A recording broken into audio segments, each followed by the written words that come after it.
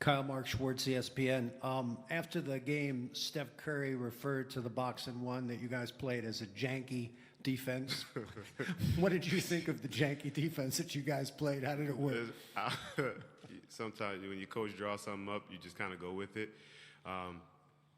It is what it is. Like, you know, it's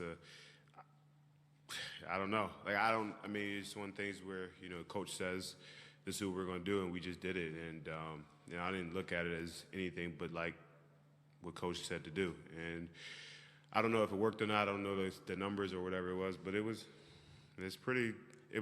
innovative. Like, you know, first time a team probably ever played boxing in the NBA ever. So you give Nick Nurse credit for that. So, but I guess you can call it janky. Mark, far right. Michael, far right. Kyle, Michael Grange here from Sportsnet. I mean, I think you've touched on this a little bit before with Nick, or about Nick, but it takes a certain amount of conviction, I guess, to, you know, fourth quarter of a finals game to drop a defense that no one ever seems to have used in the NBA, and obviously you've never practiced. Maybe a little bit what it says about Nick. Never practiced that ever. I don't think I've ever ran boxing one in my life, I'm gonna be honest with you. What did he tell you needed to do? Like, literally, he drew Fred FV. He said, this is Steph, you have Steph.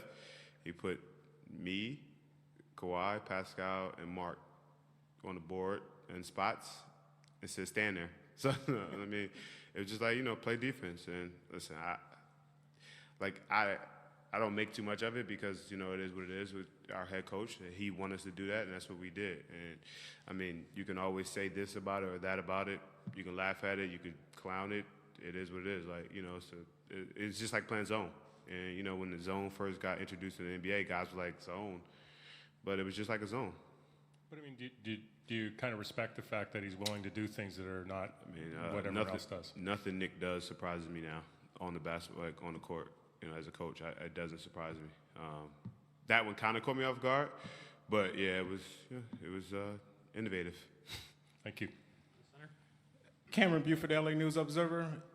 Just to follow up on that, he did say he kind of consulted with you guys, and my question is, has he consulted on you guys often during the season on various strategies to kind of play your opponents? Yeah, Nick is very you know, player friendly. He's very you know, he'll access this or that, and you know, he'll say, are you guys comfortable with doing this, or what do you think about this or that? You know, and a lot of the times the situations that he puts us in are to be successful. You know, he's done a good job of, you know, this year letting Pascal play kind of point forward games and, you know, putting out different type of offenses and schemes and, you know, defensive schemes. And, you know, he's been really good. I mean, we're in the finals for a reason, and he's helped us get here. Sixth row on the left. Kyle, Scott Stinson, National Post. KD is out, Looney is out, Clay is questionable. Do you come into Game 3 with any sort of sense of urgency that this is an opportunity you guys really have to seize? I think we come into a sense of urgency, period. No matter, you know, the situation, we want to win as many games. We want to be the first to 4. And every game is an urgent game. You're in the NBA Finals, so it doesn't matter. They still got professional basketball players down there, and they're really talented basketball players. So you still got to be ready to go out there and play your butt off and play hard. Any other questions for Kyle? Michael? Kyle, you guys had 2 stretches in that game. Obviously, the first 6 minutes of the third and the last 5-6 minutes of the game. I think you generated 5 free throws out of those 2 stretches. Anything about them that stand out to you, why you guys could go so cold for nearly a quarter of the game? Just didn't play aggressive. We didn't play with enough pace. You know, we watched the film and saw things that we wish we had back, and those, you know, first 3 minutes of the third quarter, we wish we'd had back. You know, we got a couple shots that we missed.